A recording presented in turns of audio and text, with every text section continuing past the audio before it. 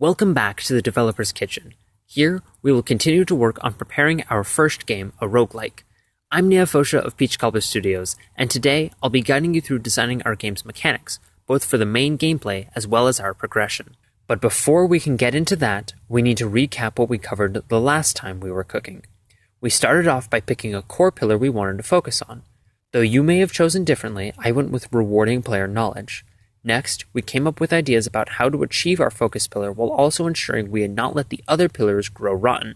And lastly, we made some decisions about the design of the game itself, such as setting. If you are missing any of this from the notes you should have, make sure to go and rewatch the first Developer's Kitchen. However, a reminder that for the stylistic choices such as characters and world, I left them up for you to design. I plan on going into much more detail about them in future series, but for now we're focused on mechanics. If you really want to just apply the knowledge from this series, by all means design mechanics without a specific setting in mind. Now that you are hopefully all caught up, let me give you a preview of what we'll be covering today. For a roguelike, we'll split the mechanical design into 3 parts. The first is what the player will be primarily doing, or a primary gameplay mechanic. The second layer will be game progression. This is how the player progresses through a single playthrough of the game. An example of this would be starting with a new ship in Faster Than Light. The final layer will be meta progression. If you don't remember what meta progression is, go and watch my video on Starbreak where I talk about it in detail, but the short version is that it is what the player will gain between playthroughs of the game. Let's start with the primary gameplay mechanic. For many games, this will be their combat. This doesn't mean you have to lock yourself to that though.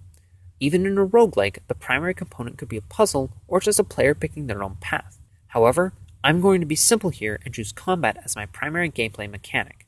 Though I could likely come up with an interesting idea, you don't want to have too many wild ideas in the same game. This can cause confusion with your players and would detract from the enjoyment 1 or 2 of those ideas would give them. Now that we have the core gameplay settled on, let's figure out how we want to progress the player through the game.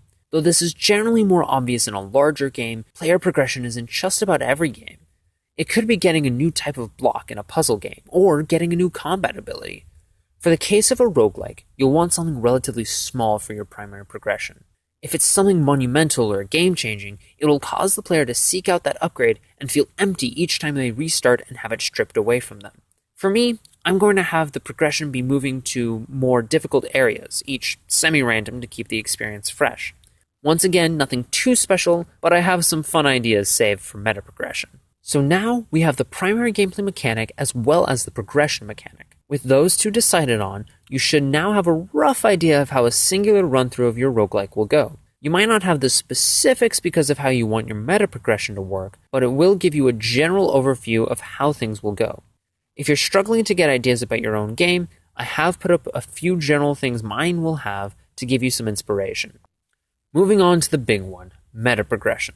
This is what makes a modern roguelike so recognizable as its genre. Though not all roguelikes will have meta progression, many now do. Part of it is to make the game easier the longer you play it, but it also helps to give players a feeling of satisfaction even though they will lose their main progress upon each death. The way that I'm going to do my meta progression is by rewarding players with information. Though the gameplay itself will not change, the player will slowly and surely be able to understand the weight of their decisions as well as be able to strategize more effectively. This is a more out there idea as to what meta progression would be. More general ideas would include storing items for later playthroughs or giving access to perpetual abilities. The game we'll be covering next week will show the power of perpetuity. We now have the 3 main mechanical parts of the game written down. Let's make sure we haven't laid anything to the side in the process though. I'm going to go through with my ideas, but make sure to follow along with your own so that way you can correct them if you're a bit off. You don't need to follow this process exactly, but it will help you get on track with designing the game. Firstly is our focus pillar. In my case, that was rewarding player knowledge. Now, I'm more rewarding the player with knowledge rather than giving them the ability to use their own knowledge to do better. However, the general principle that a learned player does better than someone aimlessly clicking buttons does hold true. Next is checking our other pillars. Variability will be done through my progression. Each area, though static in order, will have random elements generated within it. This ensures that the player won't necessarily feel like they're playing the exact same game over and over. The other pillar is difficulty. This is something that will be achieved by my primary gameplay mechanic. I can tune the combat to be difficult, though still rewarding. This makes sure that this pillar will not go sour while we focus on our main one. My pillars are all supporting my structure, and hopefully yours are too. If they aren't, don't worry. Go back and tweak the mechanics that you have to cover for the pillar or two that you forgot. If you somehow forgot your focus pillar, consider changing what your focus pillar is. There's no harm in changing the focus in the middle of design if you find you are trending that way with your ideas. There are few things that are worse than focusing in the wrong direction. Put your efforts where you find the ideas are going. There are a few more checks to be put into place when looking at the picture as a whole, but for now, I will leave it here. Next week, I'll be talking about how complexity can be used to enrich your game, as well as to be more transparent about it.